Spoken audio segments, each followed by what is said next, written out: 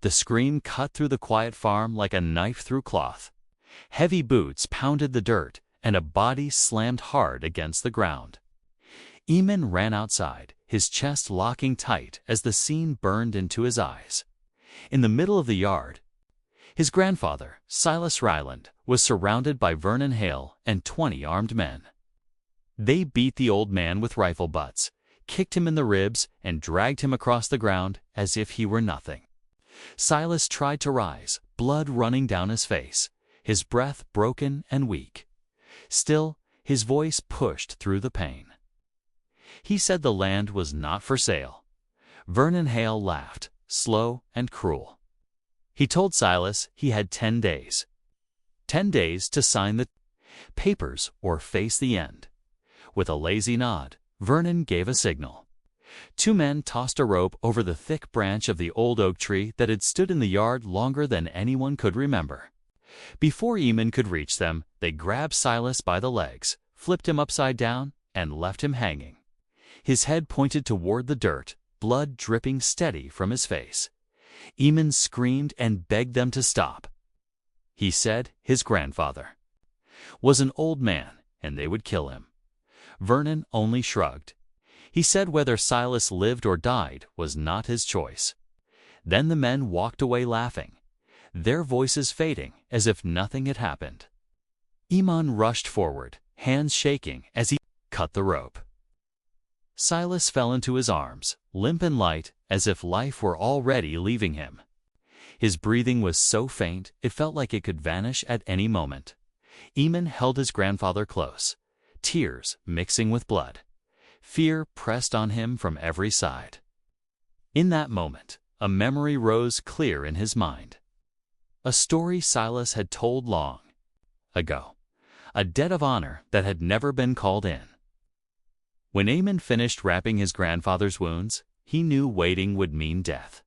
The 10 days Vernon gave were nothing but a lie.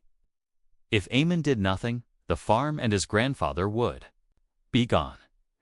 That night, under the weak glow of an oil lamp, Eamon remembered the flood his grandfather once spoke about. Years ago, raging water had swept through the land. Silas had seen an Apache boy drowning and pulled him from the current with his bare hands. The boy was Calder, son of a tribal chief. Silas had said he saved him not because of who he was, but because a human life was in danger. Eamon never thought that moment would matter again, but now, with his grandfather near death, it was the only hope left. Before dawn, Eamon packed dry bread, a water pouch, an old knife, and a worn gun. He brushed back Silas's silver hair and left without a word. Night swallowed the land as he rode.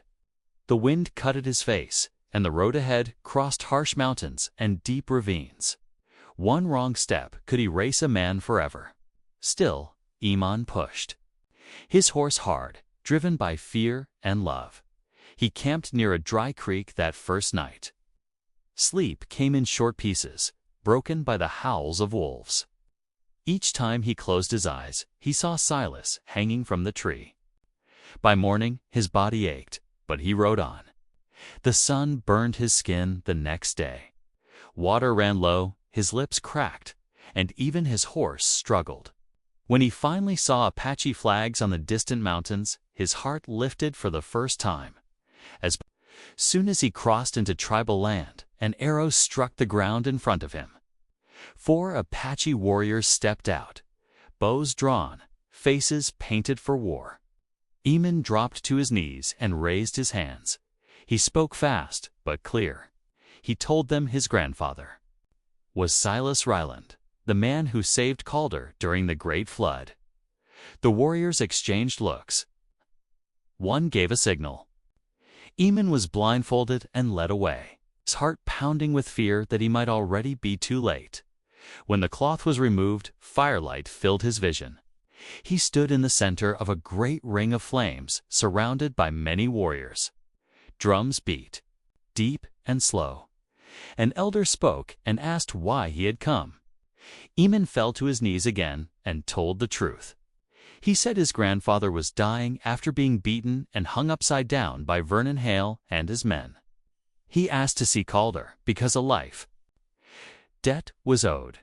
The fire fell silent. A tall man stepped forward, calm and strong, his presence heavy with authority. It was Calder. He looked at Eamon for a long moment, then spoke of the hands that pulled him from death and the voice that told him to live. Eamon begged for help. Calder placed a hand on his shoulder and said, "The Apache do not forget a debt of honor." Calder raised his hand.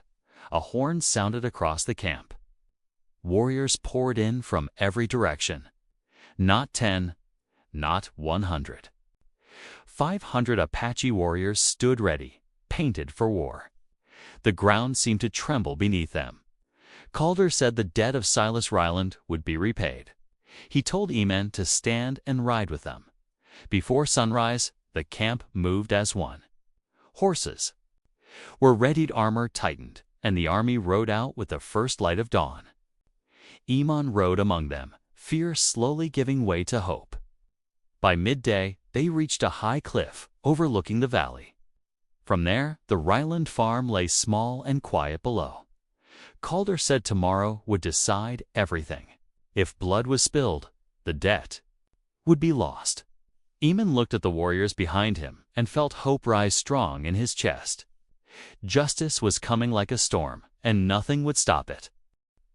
Morning mist clung to the prairie as Vernon Hale and his 20 men rode toward the Ryland farm.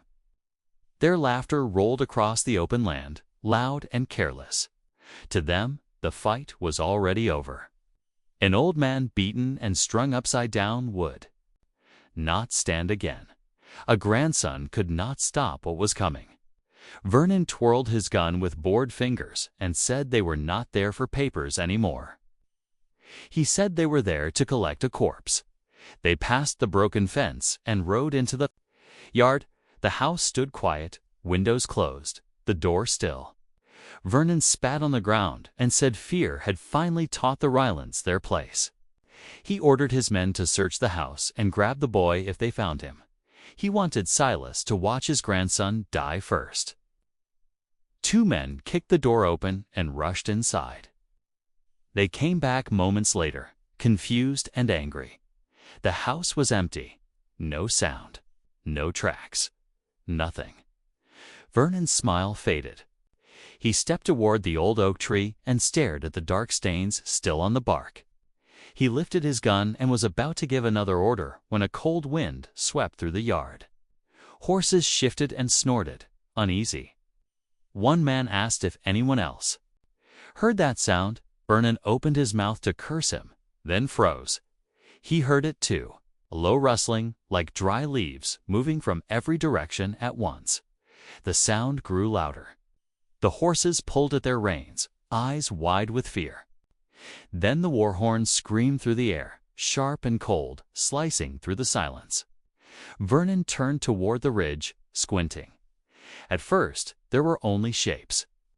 Then the earth itself seemed to move. Row after row of Apache warriors poured over the hills, riding fast and silent. War paint burned on their faces. Spears rose like a forest. Archers followed, then shield-bearers marked with eagle signs. A man shouted that there were too many to count.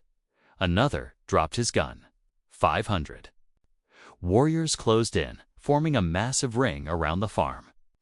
Dust filled the air, and the ground trembled beneath pounding hooves. Panic spread through the gang like fire. Vernon's hands shook as he tried to keep his grip. He had never seen power like this. From the front of the formation, one rider moved forward alone. Calder rode into the open space, calm and steady. He did not raise a weapon. He did not need to. His voice carried across the yard, cold and clear. He spoke Vernon's name and listed his crimes. He said the old man had been beaten and hung. He said the land was not owned by strength alone. Calder raised his hand. 500 weapons lifted. Together, leather and metal striking in one hard sound that echoed across the valley. Calder said the Apache keep their word with the strength of an entire tribe. He warned Vernon that if the Ryland family was ever touched again, there would be no place left to hide. Vernon's gun slipped from his fingers and hit the dirt. His men broke. Some cried, some ran. Others dropped their weapons and fled without looking back. No shot was fired. No blood was spilled. Fear alone scattered them like dust in the wind. When the yard fell quiet, the silence felt heavy and sacred. Calder gave a signal. Warriors moved with purpose. Scouts spread out. Guards took positions. Healers hurried toward the house. Keeman ran inside, calling for his grandfather. Silas lay on the bed, weak but breathing. When he saw the shapes of Apache warriors at the door, his eyes widened, then softened as he recognized Calder. Calder stood beside the bed and spoke gently. He said the debt was being repaid. Silas tried to smile and joked that he thought he had to die first. The words broke Eamon's heart, but relief washed over him as the healers worked. They cleaned the wounds and spread herbal salves that burned at first, then eased the pain. Slowly, Silas's breathing grew stronger. Outside, the warriors repaired what had been destroyed. They fixed the fence, cleared the yard, and cleaned the well. No one gave orders. Everyone knew what to do. By nightfall, the farm looked stronger than it had before. Fires were lit in a wide ring around the land, a circle of protection glowing against the dark. Eamon sat on the porch, watching the flames and the quiet figures guarding his home. For the first time since the attack, he felt safe. Calder joined him and said few men would dare cross Apache land alone. Eamon said he had no choice. Calder nodded and said that was why they came. The next days passed slowly. Silas gained strength. The farm stood untouched. The presence of the warriors kept all fear away. When the time came to leave, Calder brought a small leather pouch. He said guardians must know when to go. He placed a stone marked with an eagle into Eamon's hand and told him it carried the strength of a promise as the warriors rode away at sunrise. Dust trailing behind them like a golden ribbon, Eamon stood. Tall, he was no longer the boy who watched in fear beneath a tree. He had stood for his family, and that truth would stay with him forever. The prairie breathed slowly as the last of the dust settled on the horizon. The sound of hooves faded until only wind remained. Eamon stood in the yard for a long time, the stone still warm in his hand.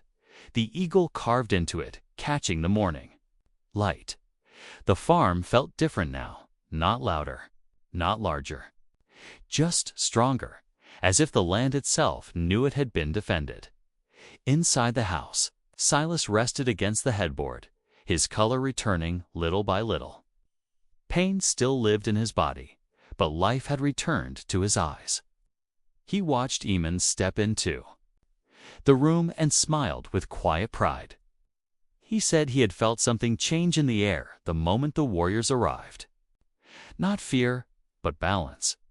He told Eamon that some debts are not written on paper. They are written in how people choose to live. Word of what happened spread fast. Neighbors came by, slow and careful at first, as if the farm might still be under a spell. They spoke in low voices about 500 warriors riding like the wind, about Vernon Hale running without looking back, about power that did not need blood to make itself known. No one laughed at the Rylands again. No one questioned who stood behind them. Days turned into weeks. The fence held strong. The fields were worked again. Each sunrise felt earned. Eamon carried the stone with him wherever he went. Not as a weapon, but as a reminder. He no longer moved like a hunted boy. His steps were steady. His eyes were clear. When men spoke of threats and fear, he stayed calm. He had seen what true strength looked like. One evening, Silas sat on the porch and watched the sky burn orange and gold. He told Eamon that the world often teaches men to take before they learn how to give. He said the Apache understood something many had forgotten, that honor lives longer than violence. That loyalty, once earned, can move mountains. Eamon listened in silence. And he thought of the night rides, the ring of fire, the sound of the horn cutting through fear. He thought of Calder's words and the weight of the promise placed in his hand. He understood now that courage does not always shout. Sometimes it rides quietly and leaves without asking for praise. Vernon Hale was never seen in that valley again. His name faded into rumor and warning. The Ryland farm remained, standing firm beneath open skies. Seasons passed, crops grew. After returned to the house, pain became memory, and memory became lesson. One morning, as Iman rode out to check the far fence line, he stopped and looked across the land. The wind moved through the grass like water. He felt the stone against his chest and knew he would carry that promise forward. Not to call for war, but to stand when standing was needed. In a land where cruelty often ruled, kindness had answered. With quiet power, a single act long ago had saved a child. Years later, that same act saved a family. And so the story lived on, not as legend, but as truth. That honor, once given, never truly fades.